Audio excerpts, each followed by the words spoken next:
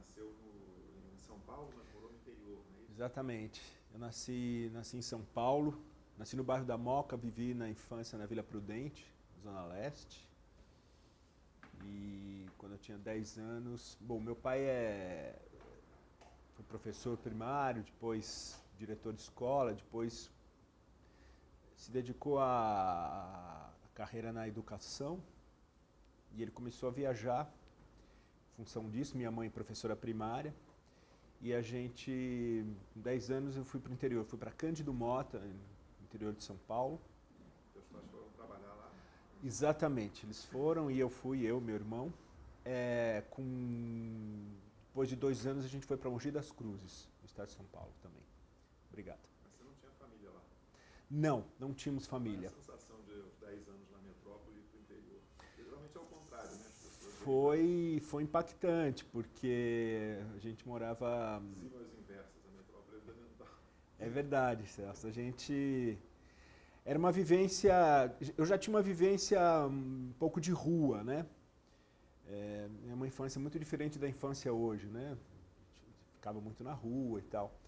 Mas em Cândido Mota aquilo se expandiu. Comecei a andar de bicicleta, jogava futebol. Foi uma vivência, mas muito impactante, porque Cândido Mota era e continua sendo uma cidade bem pequena, né? A gente ficou 2 anos lá e depois de 2 anos a gente foi para Mogi das Cruzes, onde meus pais moram até hoje, né? E com 18, 19 anos aí eu fui fazer faculdade. Inicialmente eu tentei um curso de engenharia na Mauá, que fica no ABC, né? Paulista. Mas depois de 1 ano e meio desisti e aí fui fazer ciências sociais na USP. E isso, num certo sentido, representou gradativamente um retorno para São Paulo, né? Não na Mauá, porque quando eu estava estudando na Mauá ainda retornava para Mogi, etc., na casa dos meus pais, mas depois que eu desisti, eu comecei a me preparar para entrar nas ciências sociais e entrei, eu comecei efetivamente a morar em São Paulo, né? Então foi uma espécie de retomada da cidade, né? Mas por que ciências sociais? Então, olha, naquele momento, bom, durante a minha formação, etc. e tal, tinha muito aquele tripé, né? Medicina, engenharia, direito, era uma coisa muito, muito determinante, né, naquele momento, e a gente estava, no final dos anos 70, ainda em ditadura militar.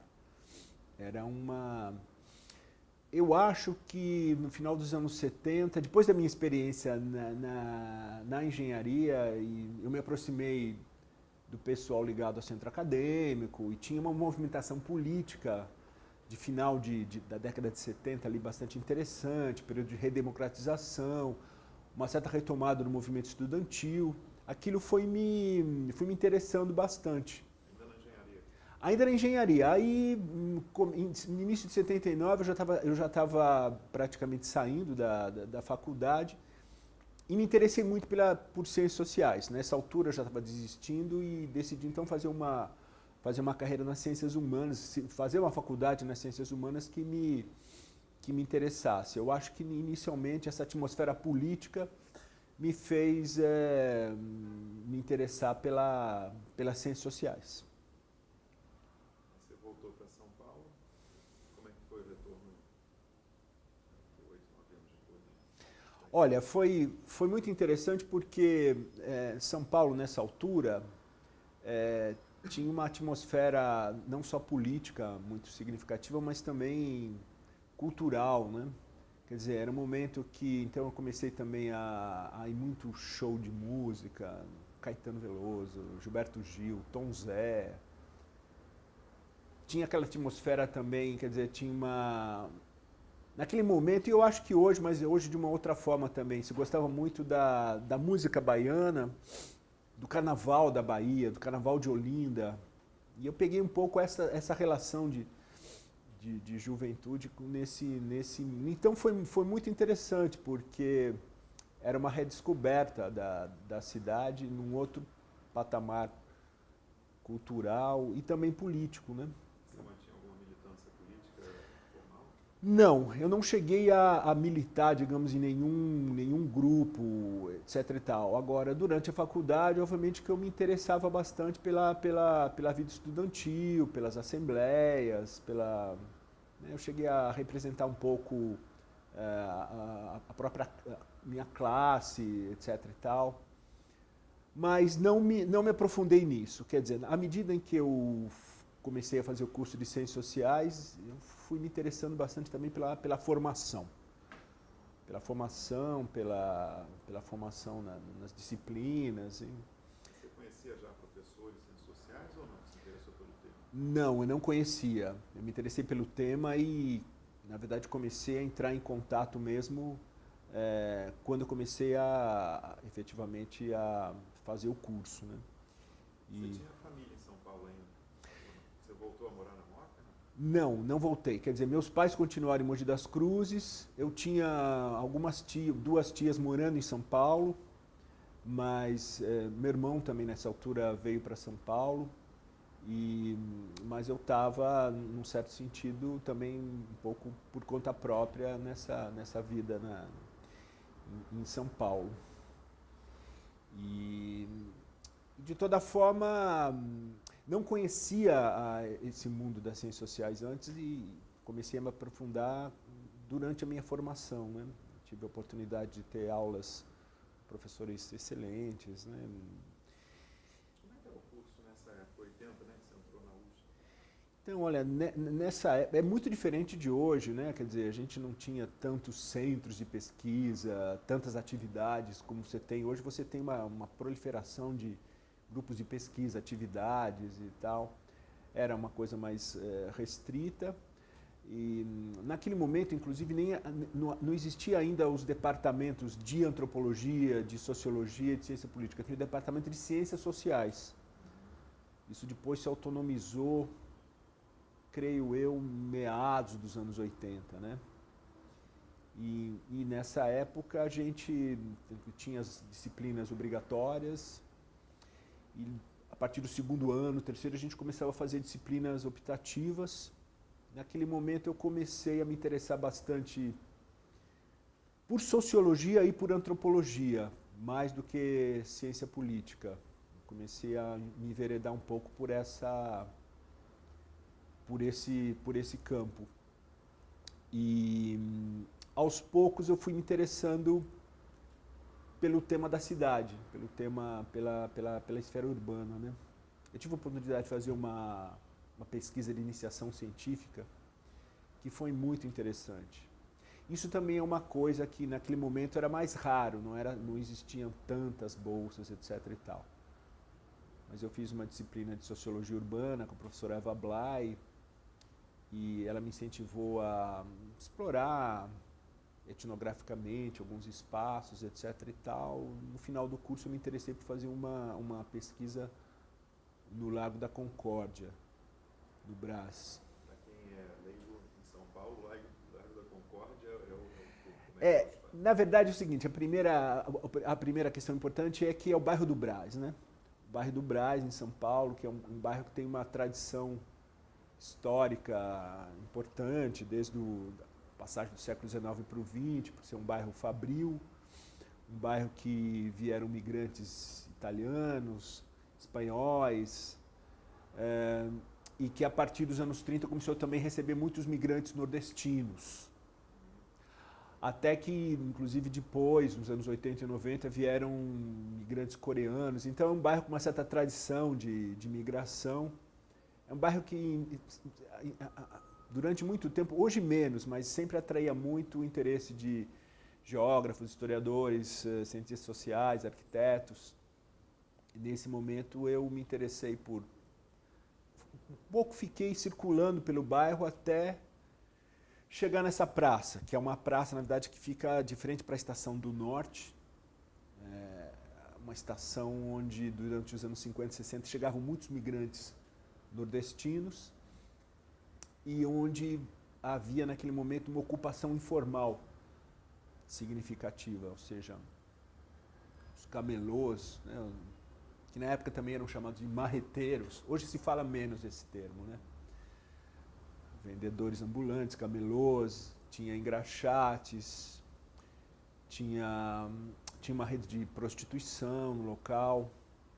E eu comecei a me interessar em me fixar ali naquele espaço e observar aquelas relações cotidianas, né? Terminou por ser a minha primeira pesquisa mais sistemática.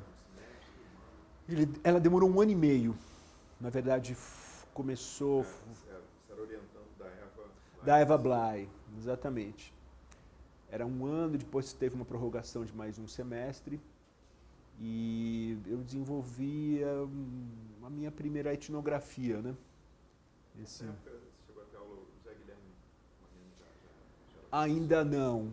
O Magnani, eu acho que o Magnani um pouco depois, se eu não me engano, um pouco depois o Magnani se tornou professor de antropologia na faculdade.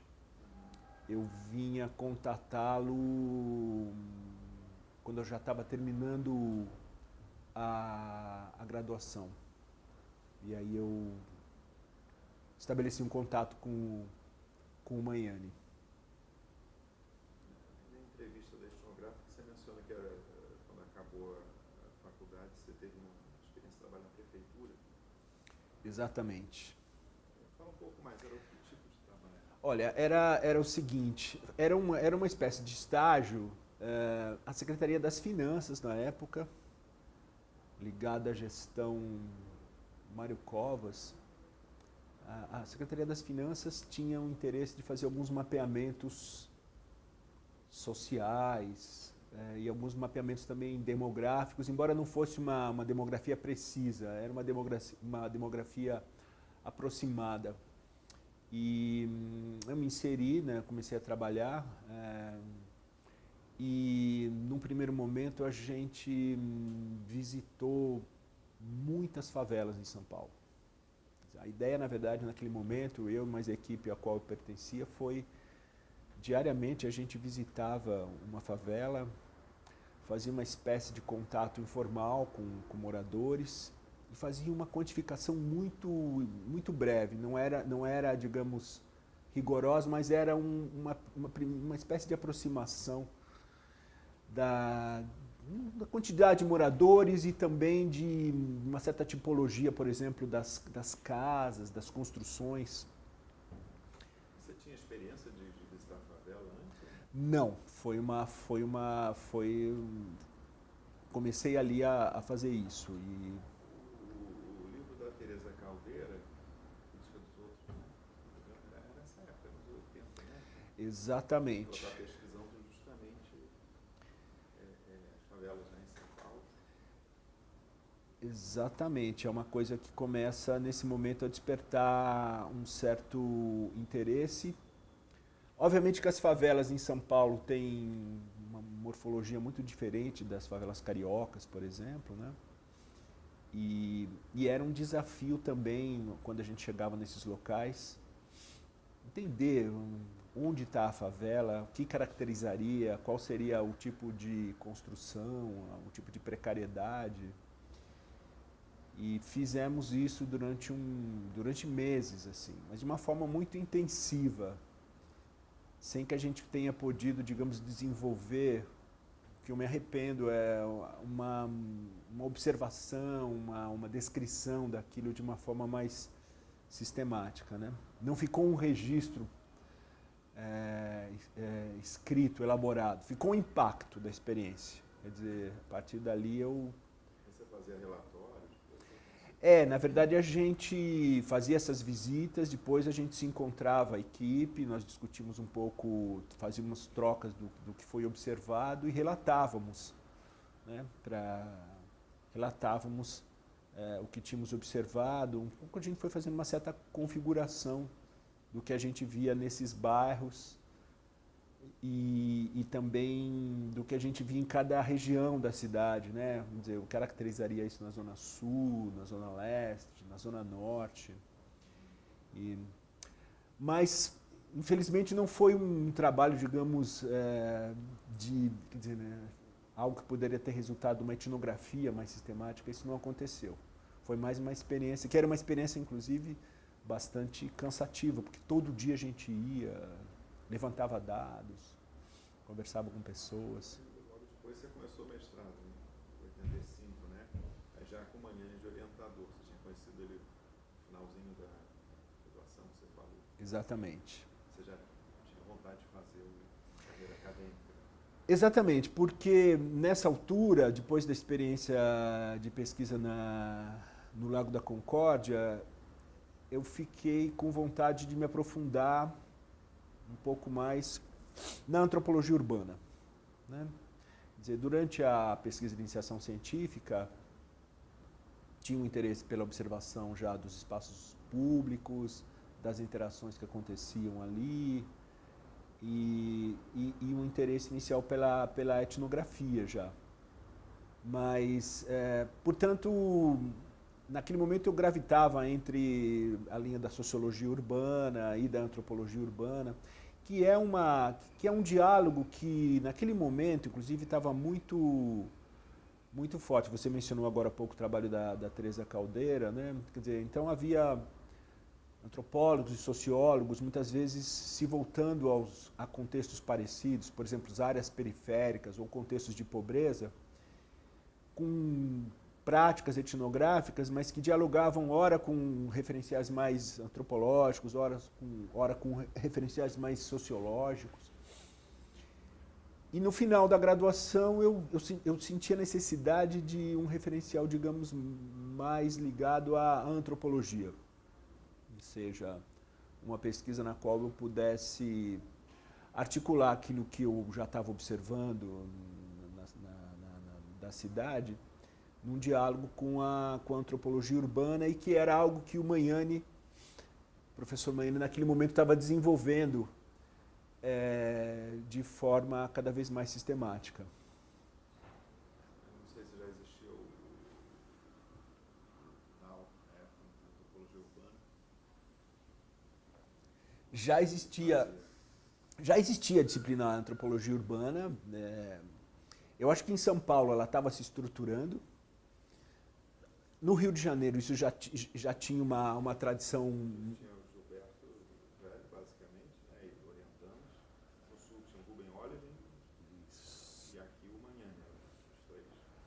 Digamos que era isso que estava se estruturando. Aqui em São Paulo... Você lia os trabalhos do Gilberto, do Rubem? Olha, eu comecei a fazer isso mais no mestrado.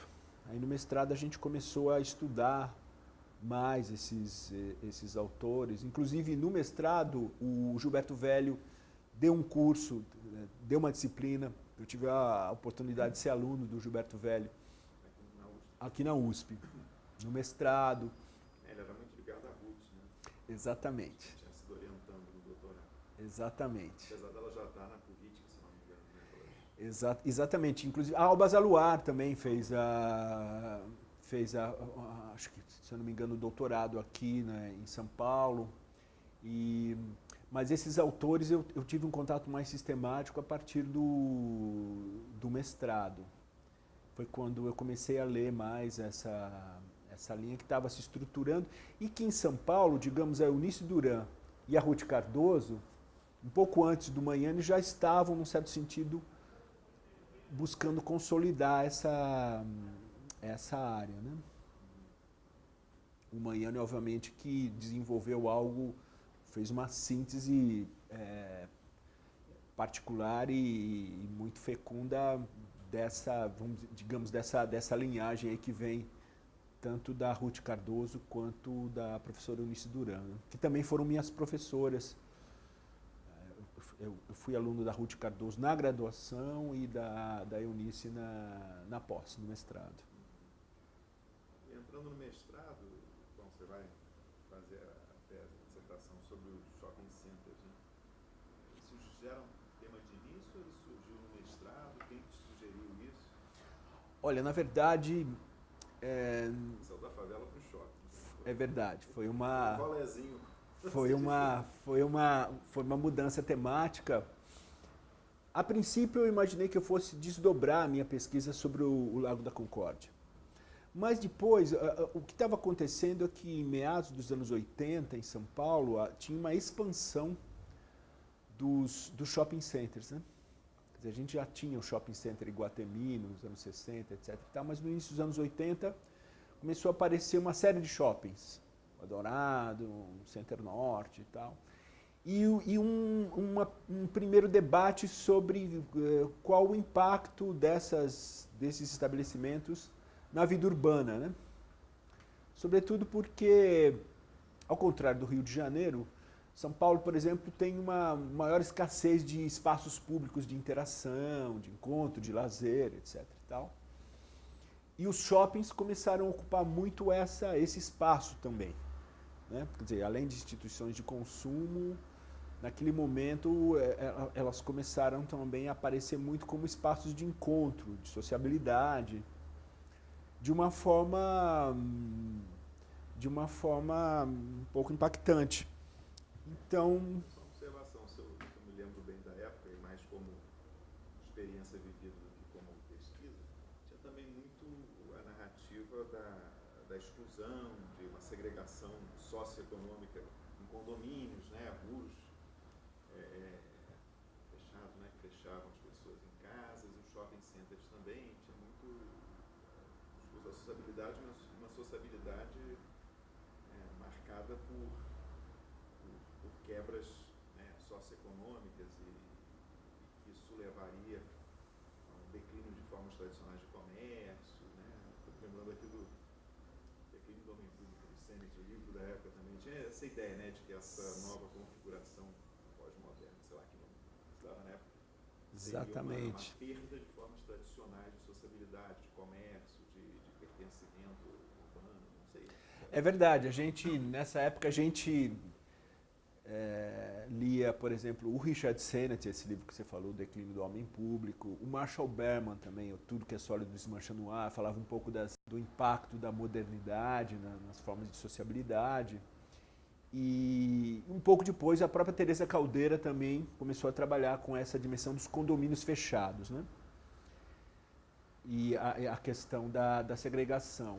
Agora, o que é interessante é que os shopping centers, por um lado, era possível observar, por exemplo, essas formas de seletividade e de segregação no espaço, um pouco em diálogo com o que estava acontecendo nesses condomínios fechados, mas como esse fenômeno estava se expandindo, era possível também perceber shoppings onde havia uma afluência popular muito mais significativa, então uma afluência de massa, e usos, digamos, mais variados do que a expectativa inicial de restrição poderia sugerir. Então, o que foi interessante é que naquele momento eu comparei 3 shopping centers e em cada um deles apareciam configurações muito distintas, que iam desde essa, digamos, essa seletividade mais significativa entre os frequentadores e uma relação mais forte entre consumo e lazer, até shoppings onde a esfera do lazer começava a ganhar, digamos, uma maior autonomia, né? E onde, digamos, isso passava a se tornar um fim em si mesmo. Mas é verdade, quer dizer, nesse momento a gente tinha toda uma discussão sobre quais seriam os rumos aí do que aconteceria com essas dimensões. Inclusive se falava mesmo nesse momento sobre que o shopping ia impactar no comércio tradicional e tal. E, na verdade, o que você tem é uma convivência entre diferentes formas de comércio também, ainda que esse comércio tradicional, depois ele também comece a se redefinir, né, com essas novas características, né? Mas o que a pesquisa, o que eu observei de forma mais sistemática foi justamente essa variedade de usos do espaço, desde usos mais seletivos e excludentes até formas, digamos, mais diversificadas e de lazer, traindo, sobretudo, agrupamentos juvenis de várias áreas da cidade, né? Isso era uma coisa muito forte. Falou-se muito também a questão da violência urbana, né? Como é que o shopping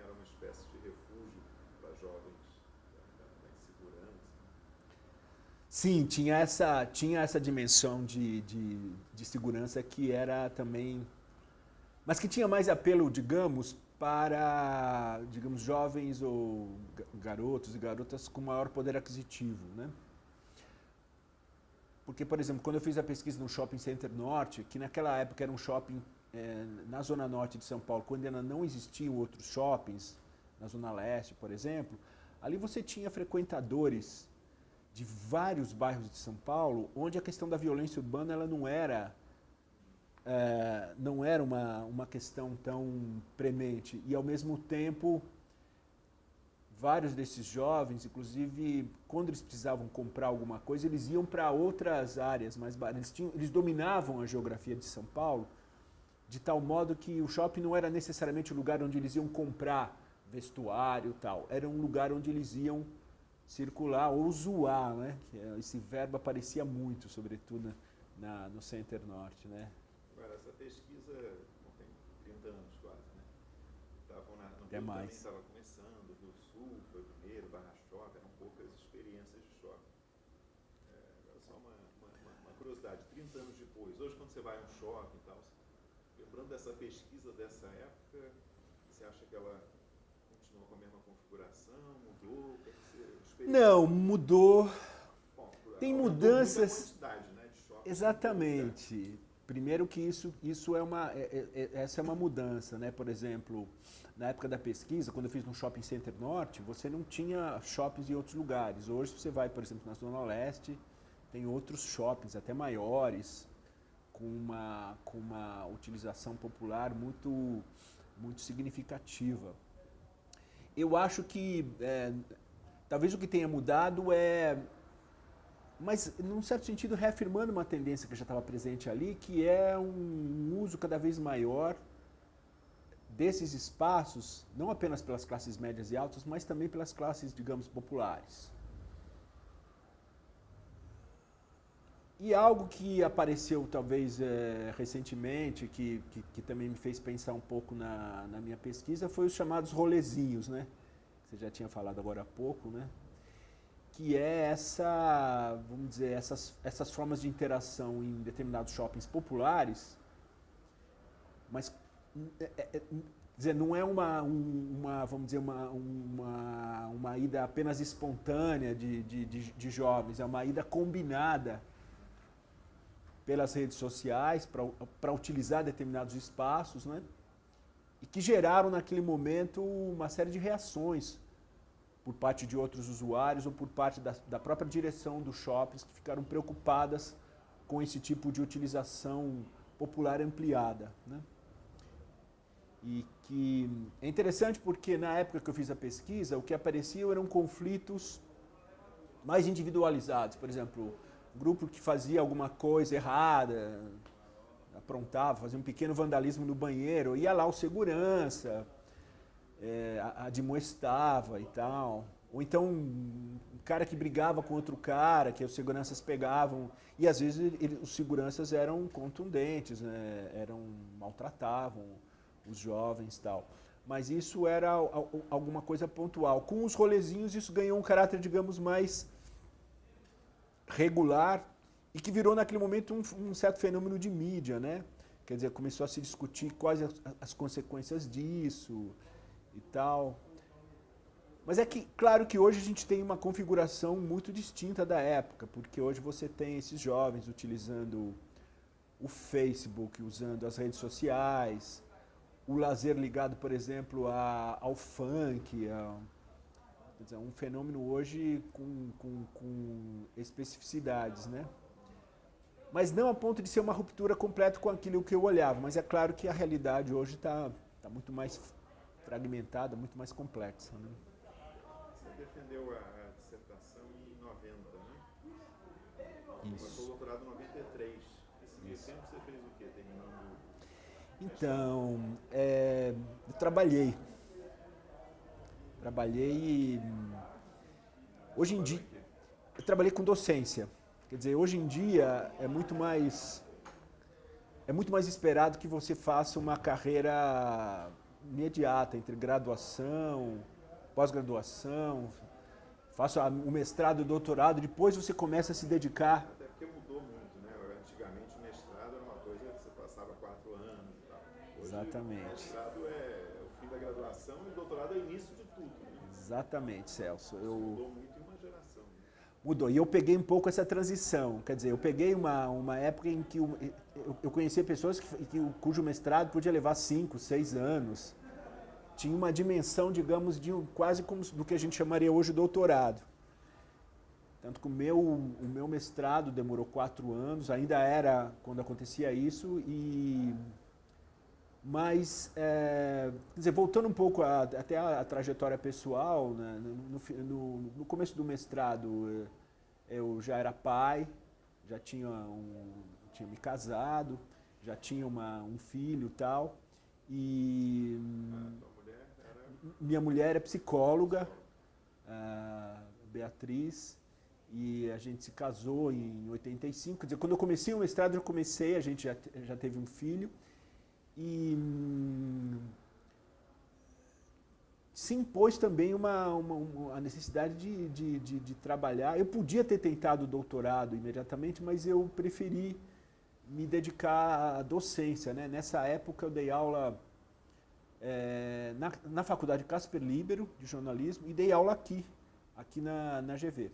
Dei aula aqui na EASP. Aula de quê? De antropologia? Olha, na Casper Libero foi antropologia e aqui na GV foi sociologia. Então, eu fiquei 2, 3 anos cuidando muito dessa questão da docência. E fui amadurecendo aos poucos também o que eu queria fazer como doutorado. Não tinha um tema tão imediato assim. No doutorado você vai fazer em sociologia, né? Essa mudança foi por quê? Eu pergunto porque quem vê a USP de fora, é muito comum aqui ter aquela pessoa que foi aluno de iniciação científica, do mesmo orientador, fez mestrado, doutorado e só ficou com uma linhagem, vamos dizer assim, acadêmica, né? Então tem uma mudança, ou era pelo menos, o menos habitual. Daí a curiosidade de saber por que a mudança do doutorado, de orientador. Na verdade, quando eu terminei o mestrado e comecei a trabalhar, eu continuava tendo interesse, digamos, pela vida urbana. Mas, digamos que eu também vinculei um pouco eu comecei também a tentar vincular os meus interesses de pesquisa com aquilo que eu estava desenvolvendo em termos de trabalho, né? E num determinado momento eu amadureci uma ideia de fazer uma pesquisa retomando a cidade de São Paulo para pensar a questão do tema da centralidade, mas em sociologia.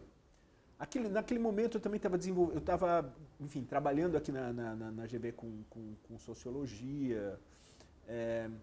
Digamos que isso eu acho que também é uma coisa atípica se a gente comparar com o que acontece mais no presente, né?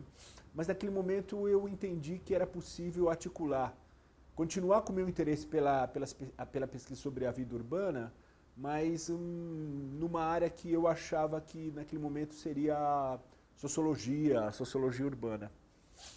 Foi o que me fez entrar no doutorado em 93 na USP. Você vai ser orientado pela Maria Arminda. Isso. Você já conhecia ela da graduação? Não conhecia a Maria Arminda da graduação, só a conheci pessoalmente e como professora também, quando eu me interessei em fazer, pesquisar na área da sociologia. Naquela época, a entrada para o doutorado não tinha prova, você procurava um Tinha. professor? Não, tinha. Talvez já tivesse essa possibilidade do pool, etc e tal, mas as minhas entradas do professor fazia uma espécie de pool, onde ele chamava, por exemplo, orientandos que não eram submetidos à prova, mas no meu caso eu sempre participei de seleções, né? Tanto para o mestrado como para o doutorado também. E procurei a professora Maria Arminda e a gente, enfim, falei dos meus interesses iniciais naquele momento eu estava interessado em continuar a pesquisar São Paulo, sobretudo tudo que se configurava na Avenida Paulista. Isso era também algo que me chamava bastante atenção em meados já da década de 90, né? Naquele momento a Avenida Paulista estava ganhando uma certa proeminência, não só por ser um espaço, digamos, de uma concentração de uma série de instituições, de visibilidade na cidade, ligado ao capital financeiro, instituições ligadas a uma Fiesp, mas também o MASP, instituições culturais. E, ao mesmo tempo, também, naquele momento, a Avenida Paulista estava se transformando num espaço de manifestações políticas, algo que hoje se tornou muito corrente, né? Ontem, exatamente. Talvez aconteça. Então, naquele momento, eu estava interessado em pesquisar a Avenida Paulista, o caráter de centralidade que a Avenida Paulista tinha na cidade, e entrei no doutorado em 93, embora um pouco depois eu também tenha percebido que eu precisava buscar alguma formação que me conectasse com o plano das pesquisas no exterior, com pesquisas que já tivessem em desenvolvimento em outros contextos, né? Você fez os créditos e aí foi fazer sanduíche. Exatamente. Da Califórnia, San Diego. Exatamente. Eu comecei aqui a fazer os créditos do doutorado, comecei a fazer a pesquisa com uma série de agentes e instituições aqui ligadas à Avenida Paulista. E durante um ano eu fiz uma bolsa sanduíche na Universidade da Califórnia em San Diego, com o James Houston, que nessa época era alguém que estava pesquisando já há um bom tempo o Brasil, tinha lançado o livro dele sobre a cidade de Brasília, né, a questão do modernismo. Esse momento também era um momento em que se falava muito em globalização, se falava muito e muitos pesquisadores estavam já tentando ver como se inserir em contextos internacionais, ou seja, ter uma experiência também fora do Brasil. E eu senti também necessidade de me lançar um pouco nessa experiência, né? Na tua geração, na tua turma, vamos dizer assim, na época, era comum isso, fazer sanduíche fora ou não? Não era tão comum. Eu lembro de uma avaliação da USP que falava sobre uma endogenia, sobre a pouca saída. As pessoas achavam que a USP era praticamente o único espaço que necessitavam para fazer a sua carreira. Então, eu me lembro que bolsa sanduíche era uma das coisas explicitamente mencionadas como muito raras de acontecerem. Interessante, eu acho que... Por isso que eu perguntei se da tua geração era comum ir para o exterior. Não era comum. Em outros lugares era. O Museu Nacional, porque nessa época era muito comum as pessoas irem para a França, quem era ligado lá, Bourdieu, não sei o que, Estados Unidos. Mas todos os orientadores, Gilberto, Arcanio, estimulavam que os orientandos fossem, né? Interessante. Eu acho que na USP, nessa época, se eu me recordo, tinha algum intercâmbio já com a França, mas não era tão comum ir para os Estados Unidos. A França era uma certa referência, né? Ainda continua sendo uma referência importante na Universidade de São Paulo, mas os Estados Unidos nem tanto. E nesse momento era possível perceber colegas que estavam interessados em fazer essa experiência, ou de doutorado sanduíche, ou do doutorado integral. No meu caso também, eu acho que, embora eu tivesse interlocuções na sociologia da USP, não havia uma área propriamente de estudos urbanos. E eu achei que nos Estados Unidos isso poderia ser mais presente. A questão urbana é fundadora da ciência social, né? Exatamente, Celso. Chicago, etc. Agora, você vai com a família inteira? Sim, fui com a família inteira. Nessa altura nós já tínhamos 2 filhos, né?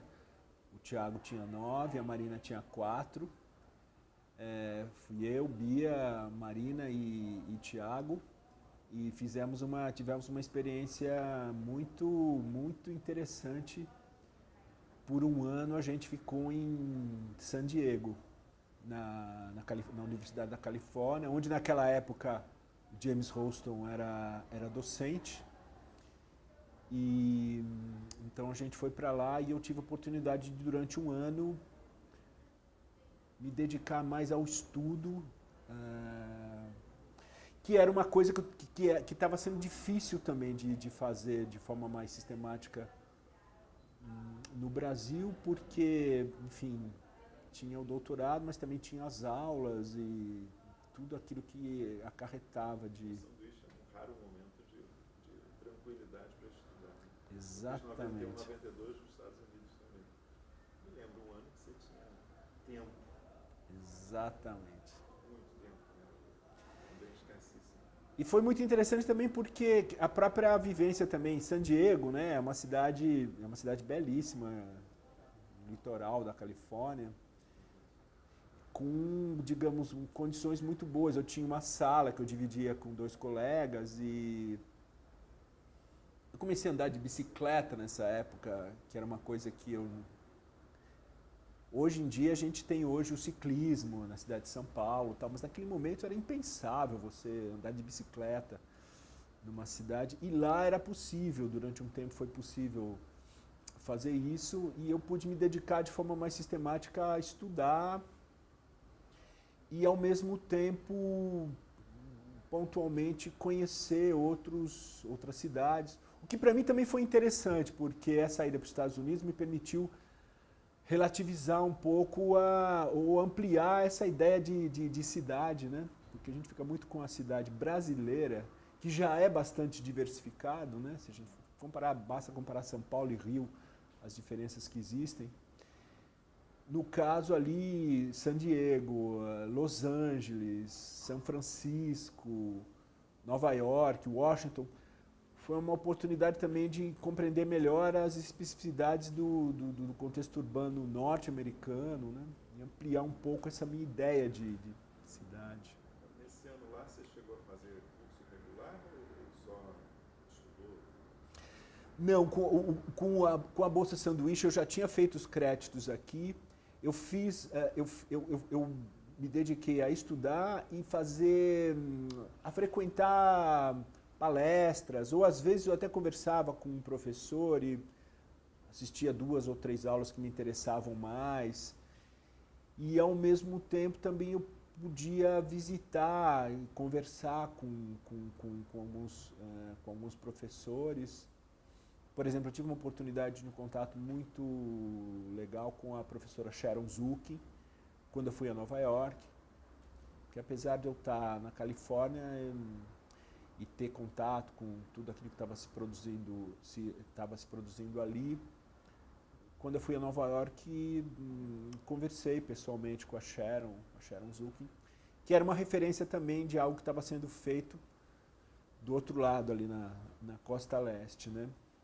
Mas, basicamente, eu me dediquei a estudar da forma sistemática, mas sem fazer nenhuma disciplina. No doutorado acabou entrando, além da Paulista, Bernini, né? Isso foi depois da volta ou já tinha surgido antes de ir para os Estados Unidos? Não. Justamente, acho que à medida que eu fui estudando, em determinados momentos também eu tinha meus contatos com o James Holston para falar um pouco da pesquisa, né, dos meus interesses. E naquele momento, quer dizer, a pesquisa sobre a Avenida Paulista, por mais que ela tivesse lá uma série de questões importantes, tinha uma insatisfação com o desenvolvimento.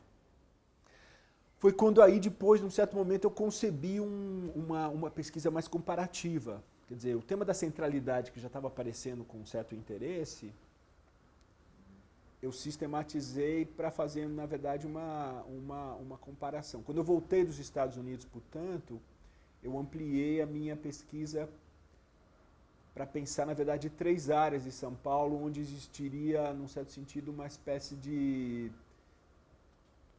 referência de centralidade e de uma disputa política e simbólica também. Que, no caso, era a área central de São Paulo, a área histórica, que naquele momento já existia uma associação chamada Associação Viva o Centro, que estava tentando fazer uma espécie de recuperação do espaço, requalificação do espaço, né? A Paulista, que naquele momento não precisava propriamente de uma associação, porque ela tinha uma evidência muito significativa. Teve o centenário da Paulista, toda uma celebração da Avenida Paulista como símbolo de São Paulo, e que era por muitos considerado, vamos dizer, o verdadeiro centro de São Paulo. Mas, ao mesmo tempo, a área da Marginal Pinheiros e da Avenida Berrini, uma área de uma concentração de multinacionais muito significativa, onde a imprensa começava a falar também que era o novo centro terciário da cidade. E um pouco depois surgiu a Associação Paulista Viva, que era uma associação que já diagnosticava aqui na Avenida Paulista o que eles chamavam de uma espécie de degradação, deterioração dos equipamentos e a necessidade de recuperar o espaço. E no caso da Berrini, era um pool de empresários com uma outra natureza, porque a Berrini, num certo momento, para se expandir, a expansão imobiliária, passava pela necessidade de remoção de uma grande favela que existia na área das Águas Espraiadas, né? Essa favela foi naquele momento removida pelo governo local, mas ao mesmo tempo o empresariado, num certo sentido, tentou incentivar a saída, de uma forma muito polêmica, mas dar fundos para que as pessoas se mudassem. E naquele momento, portanto, eu fiz uma pesquisa comparando esses 3 contextos, né? O centro histórico, a área da Avenida Paulista e a área da Berrini, pelo que eu chamei um pouco de questões simbólicas e políticas ligadas à centralidade, né? Você lidava com uma literatura mais, vamos dizer, sociológica do que antropológica, mais abrangente ou macro, sei lá, como queria. Sim, nesse momento, como eu estava fazendo doutorado em sociologia, eu estava dialogando mais com algumas referências na área da sociologia, embora eu mantivesse, digamos, uma atitude etnográfica, né? Mas não da mesma forma, quer dizer, eu privilegiei mais, digamos, até pela natureza dos agentes com quem eu me relacionava, eu acabei privilegiando entrevistas, contatos. Eu até acompanhei, num certo momento, o dia a dia da Associação Viva o Centro. Então eu ia lá, conversava com as pessoas, mas não que isso chegasse a configurar necessariamente uma etnografia daquele grupo. Mas é verdade, Celso, nesse momento eu estava dialogando bastante com o campo da sociologia urbana. Você, defendeu a tese em 98, né? E em 98 você começa a dar aula, você passa 5 anos na Unesp, é isso? Em Araraquara? 6 anos. 6 anos. Você entrou ainda no final do doutorado? Ou já? Exatamente, porque quando eu voltei da Bolsa Sanduíche, foi o período de fazer as pesquisas finais ligadas ao doutorado. Finais não, porque na verdade quando eu voltei eu tinha ampliado o escopo, né? Então eu cuidei de cobrir sobretudo tudo aquilo que tinha a ver com o centro histórico e com a região da Berrini. Voltei para as atividades de trabalho também e defendi a tese em começo de 1998. Ao passo que naquele momento as minhas atividades profissionais eram atividades, ainda não eram, quer dizer, eu tinha um emprego um pouco mais estável na Casper Libero, mas não era algo muito promissor. Bolsa? Como? Você tinha bolsa? Então, eu tive bolsas também pontuais. E naquele momento eu precisava também cuidar um pouco dessa questão profissional. Foi quando eu abri um concurso na Unesp de Araraquara. E Lá era para ser professor de antropologia? Lá era para ser professor de antropologia, exatamente. É um departamento que se chama Antropologia, Política e Filosofia. Na Unesp a gente talvez ainda seja assim hoje. Você tem um departamento de antropologia, política e filosofia e um outro de sociologia. Abri um concurso nessa área de antropologia em 98, eu prestei o concurso e entrei. Quer dizer, foi um momento que eu também tive que fazer uma opção profissional de maior... quer dizer, de conseguir uma profissão mais estável, né? Mas você continuava morando em São Paulo? Continuava morando em São Paulo. Na verdade, a família ficou aqui. A minha esposa é psicóloga, então ela tem todos os pacientes aqui e tal, e outros trabalhos. E eu fiquei durante alguns anos na Unesp de Araraquara, viajando semanalmente. E foi um momento também, então, que de uma certa forma, eu comecei a me aprofundar novamente na área da antropologia, onde eu era docente, e da antropologia urbana, né? Quer dizer, foi uma espécie de retomada de várias leituras, de vários temas, que eram temas que eu tinha me dedicado no mestrado, que tinham ficado ali também meio próximos durante o doutorado, mas que aí se configuraram novamente como um interesse a partir de 98. Então, você está em Araraquara, mas você faz outro concurso para a USP, é isso? Ou tem transferência? Como é que funciona? 2002, né? Então, quer dizer, na verdade, a experiência em Araraquara foi muito interessante, sobretudo pelos alunos que eu conheci, quer dizer, eram alunos muito interessados em ciências sociais, muitos deles vindos de escolas públicas, mas com forte interesse. Eu cheguei a fazer um pequeno grupo de estudos nessa área, etc. e tal, mas tinha o limite, digamos, da distância, né? De ser Araraquara, de não ser São Paulo. Muitas vezes, interessante inclusive que na época eu tinha que desmistificar uma certa relação que vários alunos tinham com São Paulo, de achar que era uma coisa avassaladora. Quando, por exemplo, eu falava, olha, esse tema seria interessante você pesquisar em São Paulo. Puxa, mas São Paulo? Eu falava, não. Tinha uma certa representação, assim, quanto tempo você problemática. Araraquara? Então, era 4 horas de ônibus, de ida, 4 horas de volta. E isso também não, quer dizer, embora tenha ficado lá de 98 até 2002, não dava para ser permanentemente. Ou se fosse permanente, eu ia ter que começar a pensar um pouco em alguma coisa que implicasse já não numa viagem semanal, etc. e tal. Então, apesar de eu ter tido uma relação, sobretudo, muito boa com alunos, etc. e tal, além de colegas, com quem eu tive relações muito boas lá, no começo dos anos da década passada, começou a acontecer alguns concursos para docente na Universidade de São Paulo. Nessa altura eu não achava que eu fosse me tornar um professor da Universidade de São Paulo. Eu achava que aquilo era uma coisa muito difícil e tal. Mas teve 2 concursos para 3 vagas. Então, em 2001 teve um concurso para 3 vagas. Imaginei, bom, 3 vagas, acho que pode ser uma chance maior, tal. Concorri no primeiro, não passei, mas fiquei razoavelmente bem colocado. Quando aconteceu o segundo, aí eu me preparei de forma muito mais sistemática do que da primeira vez, né? Eram 3 vagas também? Eram 3 vagas também, aí eu passei. Quem entrou?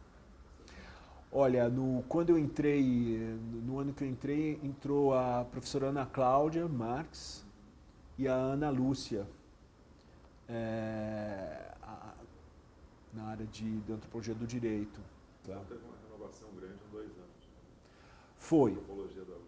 Foi um momento ali no começo dos anos no começo da década passada que entraram vários professores e eu me tornei docente a partir de 2002. Facilitou a vida familiar também. Sem dúvida, Sem dúvida. Foi... E não só a vida familiar, mas também, quer dizer, a própria perspectiva de poder desenvolver algum tipo de trabalho mais sistemático em São Paulo, uma pesquisa e tal. Isso facilitou significativamente. Você criou logo o grupo de estudos de antropologia da cidade? Foi logo no início? Não imediatamente, quer dizer, eu comecei a dar aula nessa época e, bom, a partir daí já houve um engajamento em...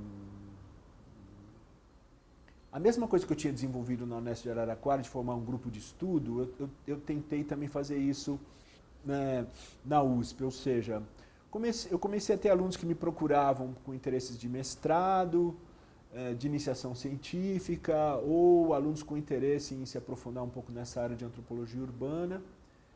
Em 2005 eu já tinha alguns orientandos de mestrado, alguns orientandos de iniciação científica e outras pessoas que estavam também querendo discutir, debater essa bibliografia de forma mais sistemática. Eu montei um pequeno grupo de estudo, que pouco tempo depois virou o grupo de estudos de antropologia da cidade, com a intenção mesmo de reunir os orientandos e a gente fazer algumas discussões comuns, né?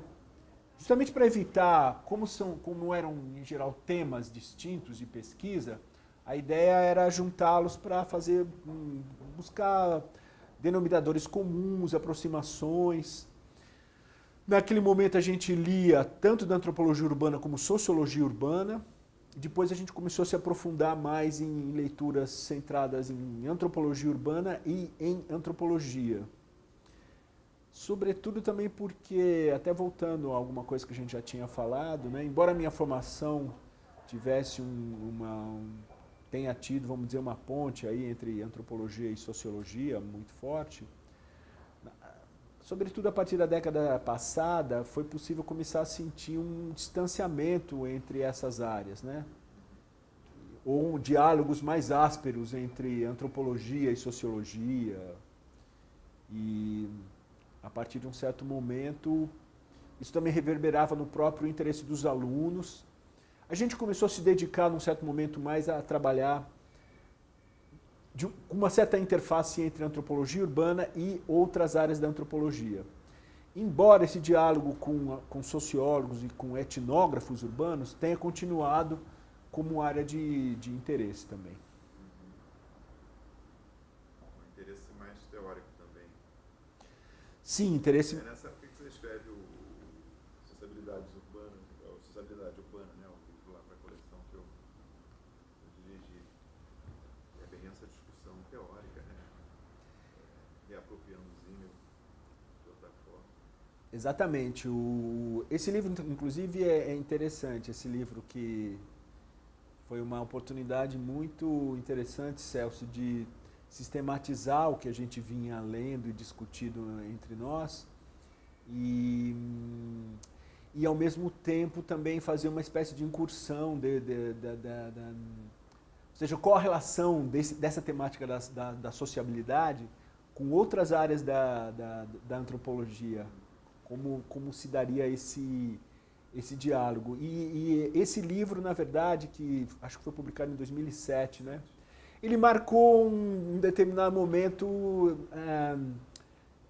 de diálogo que eu tinha com estudantes e com esse grupo de estudo.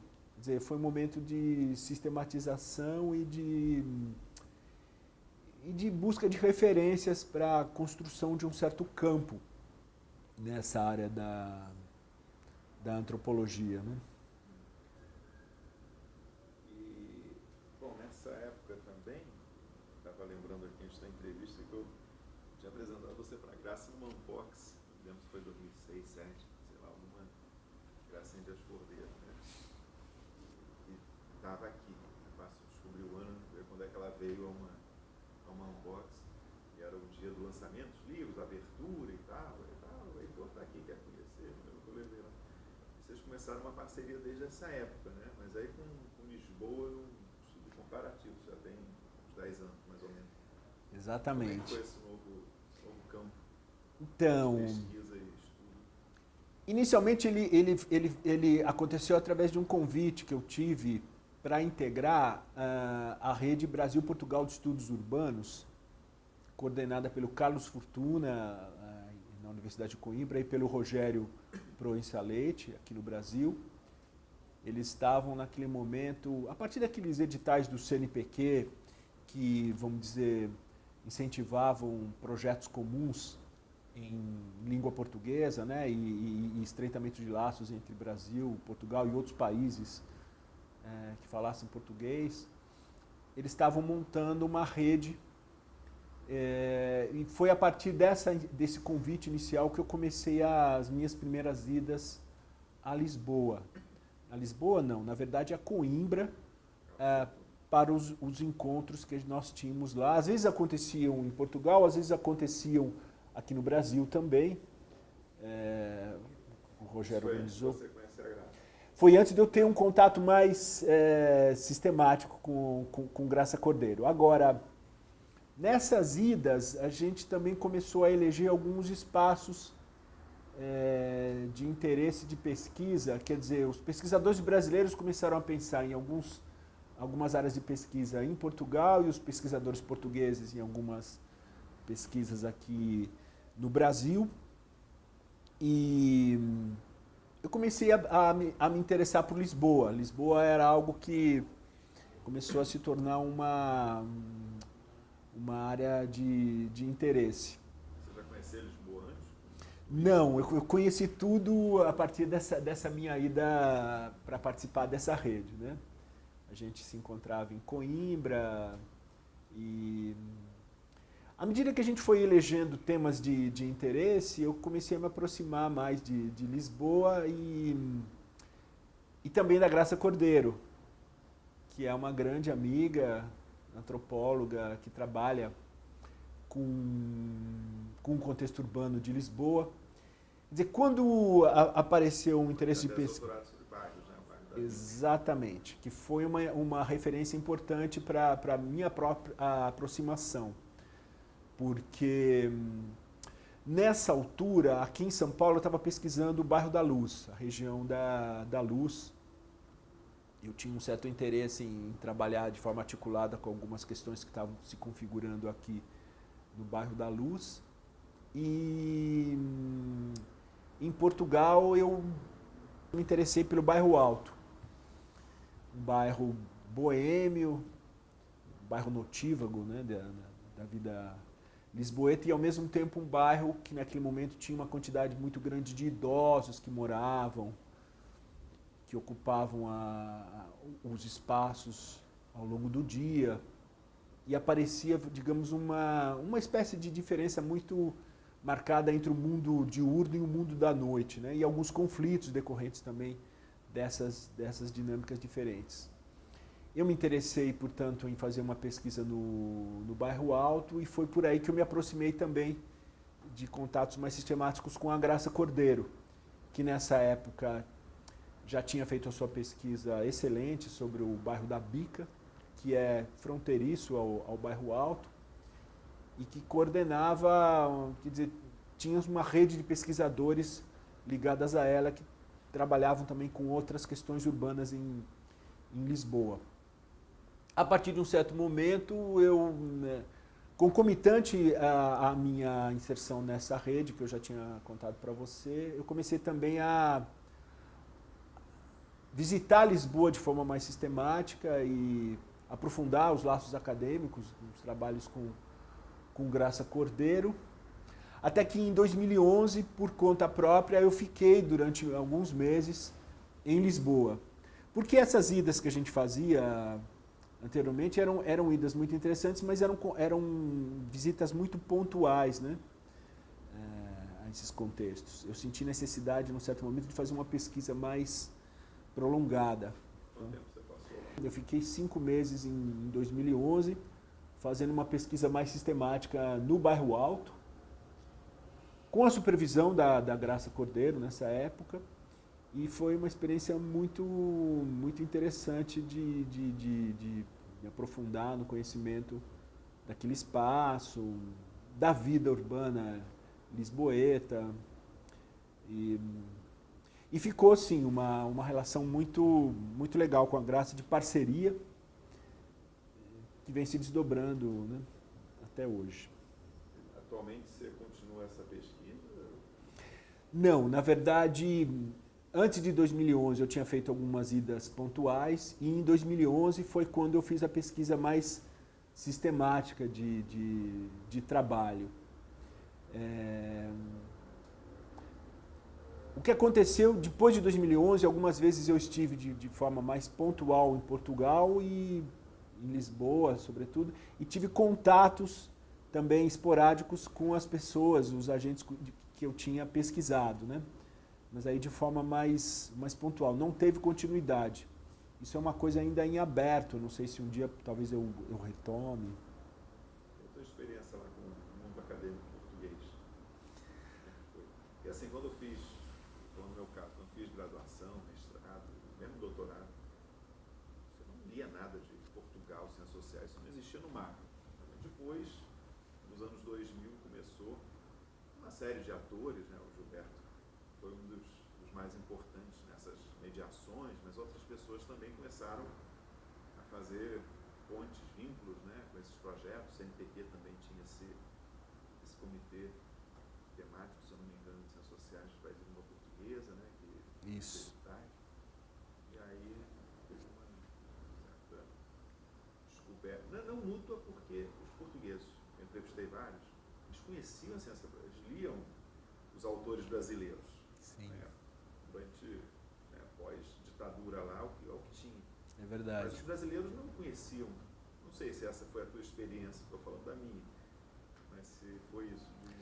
Foi sim, quer dizer, para mim foi... No primeiro momento eu tive contato com os trabalhos que eram desenvolvidos em Coimbra, né? Através do Carlos Fortuna e naquela época, orientandos dele, Paulo Peixoto, o Claudino Ferreira, sociólogos, sobretudo, que desenvolviam e que desenvolvem pesquisas muito sistemáticas sobre o mundo urbano. Então, no primeiro momento, tive contato com essas referências. E depois, pelo interesse que eu comecei a ter muito em Lisboa, eu comecei a ler muito autores que analisavam a vida urbana em Lisboa, né? Os trabalhos da Graça, do Antônio Firmino, e trabalhos também de orientandos que estavam desenvolvendo pesquisa nessa época, né? Lígia Ferro, que hoje é docente na Universidade do Porto, a Rita Cachado, que na época fazia também uma pesquisa sobre imigrantes indianos em Lisboa, né? Eu acho, Celso, que o que eu desenvolvi depois, até por interesse de pesquisa, foi um conjunto eu fiquei muito interessado em Lisboa e leio muito sobre a cidade de Lisboa. Você gostou de Lisboa? Sim. Acho que sim. Eu até brincava... É um fator que determina muitas pesquisas. Por que você começou a pesquisar? Eu penso que a pessoa gostou do lugar e quer voltar para lá, né? Inclusive, eu brincava na época, assim, porque, quer dizer, na pesquisa, quando eu desenvolvi a pesquisa em 2011, aparecia muito uma rivalidade com o Porto, né? E eu acabava também, né, tomando partido de Lisboa, tal, fazia um pouco esse bairrismo e tal. Mas o Porto nunca desenvolveu uma área de ciências sociais como Lisboa, né? Sempre foi muito mais... E são duas cidades, inclusive, muito diferentes, né? A forma urbana... O Porto tem uma atmosfera, quer dizer, é uma cidade mais escura, né, num certo sentido, mais granítica. Lembra um pouco alguma coisa europeia, num certo sentido, outras cidades europeias, ao contrário de Lisboa, que tem aquela luz. E uma cidade que muitas vezes os próprios moradores não se veem propriamente como europeus, se veem... É uma relação que ainda se tem um pouco com o antigo império colonial português, né? Mas eu acabei um pouco me interessando muito por essa vida urbana, pela história urbana de Lisboa, que é o que eu acabei lendo muito mais, até pelos meus interesses de pesquisa. Mas é claro que isso também ampliou o meu conhecimento de Portugal e por essas pontes que existem, inclusive como você havia falado, né? Quer dizer, uma boa parte da antropologia urbana portuguesa já tinha um diálogo que vinha de antes com o Gilberto Velho, muito, muito interessante, né?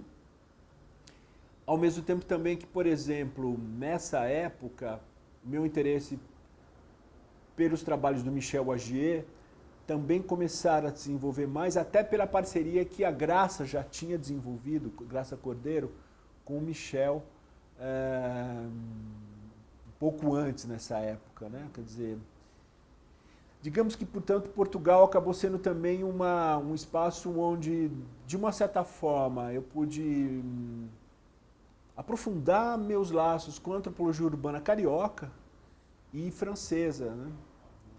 Interessante como essas redes vão se desdobrando, né? E significando aí um aprofundamento, né?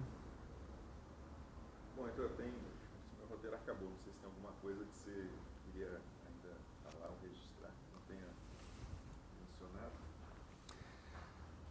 Talvez eu pudesse falar, se você me permitir, sobre a pesquisa que a gente desenvolveu na região da Luz.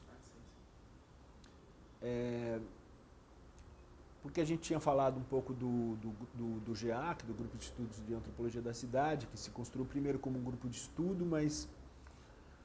Você mencionou o bairro da Luz, mas aí passou para o bairro Alto, isso, Portugal, né? Exatamente. No bairro da Luz, na verdade, a gente começou a ter um interesse no final da década passada, à medida em que nessa área, quer dizer, foi uma espécie de retomada minha da questão da centralidade, pelo fato do bairro da Luz ser um bairro da área central de São Paulo com uma forte visibilidade e que anos atrás começou também a ser alvo de um projeto do governo do estado, depois da prefeitura, de intervenções urbanísticas, né, que foram chamadas depois de Nova Luz, né? Quer dizer, na verdade tem uma história que é a seguinte, quer dizer, o bairro da Luz é um bairro com uma tradição popular significativa, prostituição, de comércio informal, de atividades ilícitas, e ao mesmo tempo um bairro... Diferente do que era o Lago da Concórdia? Diferente. Sim, quer dizer, tem um diálogo... Quer dizer, na verdade, o Jardim da Luz, no século passado, foi um espaço importante, por exemplo, de prostituição.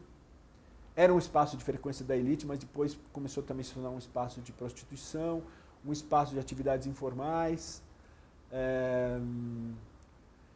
A Luz acaba pegando um pouco desse imaginário da boca do lixo, que é esse imaginário da malandragem, da contravenção, do mundo do crime nos anos 50, 60, né? E, ao mesmo tempo, nos anos 80, um espaço também de instituições culturais, a Pinacoteca do Estado e outras que tinham ali uma forte visibilidade. Nos anos 80 para os 90, o governo, inicialmente o governo do Estado, depois o governo local, a prefeitura, começaram a desenvolver projetos de fortalecimento dessas instituições culturais e depois um plano urbanístico mais amplo, imaginando uma transformação da composição social daquela área. Que é algo que, na verdade, muito difícil também de ser implantado à medida que você tem uma tradição histórica que acaba se impondo também nesses usos, né? Basicamente, o que aconteceu é que, em meados da década passada, foi criado esse projeto Nova Luz, que era um projeto que visava, digamos, intervir não só nas instituições culturais, mas demolir vários quarteirões, fazer um outro tipo de espaço ali, o que obviamente criou muitos conflitos, né? Dentre eles o principal, e isso acabou se tornando um tema também de pesquisa mais sistemática, é a questão do uso do crack nos espaços públicos, né? Dali daquela região, né? Quer dizer, desde o início dos anos 90, ali começou a ser um espaço de usos de crack na rua, e num determinado momento começou a ter uma denominação popular de Cracolândia, né? Acho que foi a primeira que aconteceu em cidades brasileiras, depois a gente começou a ter esse nome usado para outras... um termo genérico, com todos os seus problemas também, porque nem toda cena de uso de crack na rua configura necessariamente uma cracolândia tal como essa que se construiu ali na região da Luz, né? Então, a gente acabou desenvolvendo no GEAC uma pesquisa de caráter coletivo, no qual a gente, uma parte da equipe fez uma pesquisa mais sistemática sobre essa cena do uso do crack nas ruas, sobre a Cracolândia, na qual se articulam uma série de instituições, ONGs que trabalham com redução de danos, agentes religiosos, e o próprio poder local começou a incidir e tentar, digamos, controlar esse tipo de uso do crack. Ao mesmo tempo que a gente também começou a pesquisar moradores locais, tantos moradores que estavam sendo ameaçados por demolições, como aqueles que não eram ameaçados e que tinham, vamos dizer, uma vida já ali de muitos anos.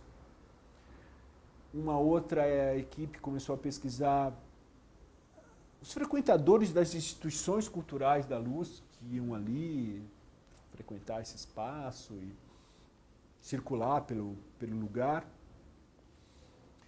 Isso tudo acabou resultando num dossiê que a gente publicou na Ponto Urb, no começo dessa década, chamado Dossiê Luz São Paulo, que foi uma tentativa de sistematizar as pesquisas que haviam sido feitas nesse local sob vários pontos de vista, né?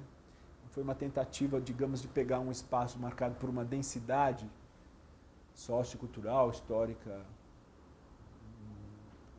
muito expressiva. Temos trabalhado do ponto de vista etnográfico esses vários fatores, inclusive tentando entender como determinados agentes ou sujeitos que apareciam num espaço, como é que eles eventualmente poderiam aparecer em outros e como é que isso se conectava em redes mais abrangentes, né? Acabou se tornando uma pesquisa, foi a pesquisa mais expressiva que a gente desenvolveu no GEAC. Saiu há pouco um livro que você organizou com o Lúcio Kovarik, né? Pluralidade Urbana em São Paulo. Exatamente. O professor Lúcio Kovarik, a gente teve um contato um pouco mais regular a partir do meu doutorado. Ele foi da minha banca de doutorado. E ele sempre desenvolveu muitas pesquisas sobre São Paulo, né? Então, na década passada a gente cheguei a fazer parte de um grupo de estudo, no qual a gente também se encontrava para debater determinadas obras referenciais. E o Lúcio Kovarik, anos atrás, publicou uma coletânea sobre São Paulo, de textos sobre São Paulo, em parceria com o Eduardo Marques. Naquele momento eram textos que trabalhavam São Paulo do ponto de vista, sobretudo, da sociologia e da ciência política, e também um pouco da antropologia. E há 3 anos atrás ele me procurou para fazer um volume 2, digamos, dessa abordagem, né? E que foi uma experiência, para mim, muito gratificante, porque ele novamente se voltou para pensar vários autores, várias pesquisas sobre São Paulo, e eu tentei, num certo sentido, inserir mais abordagens que fossem antropológicas e etnográficas. Isso resultou nesse livro, Pluralidade Urbana em São Paulo, onde nós sistematizamos algumas temáticas e onde, na verdade, a pesquisa que eu tinha feito sobre a Luz, ela saiu de forma mais sistemática, né? E é onde aparece, inclusive, Celso, um pouco essa dimensão, que é uma dimensão que também está presente no meu trabalho, que é uma interface com os etnógrafos urbanos. Eu acho que isso também é importante a gente destacar, né? Por exemplo, quando eu fiz a pesquisa sobre a questão do crack em São Paulo, eu acabei me aproximando de pesquisadores que abordam também isso, sejam antropólogos, como por exemplo a Taniele Rui, que tem uma pesquisa excelente sobre a questão do uso do crack em São Paulo, em Campinas, tá? um livro referencial recente a respeito, seja sociólogos que trabalham com esse campo, por exemplo, do mundo do crime, da violência, como o Gabriel Feltran. Então, uma interface também que tem se desenvolvido, que eu acho que é importante frisar, é justamente essa área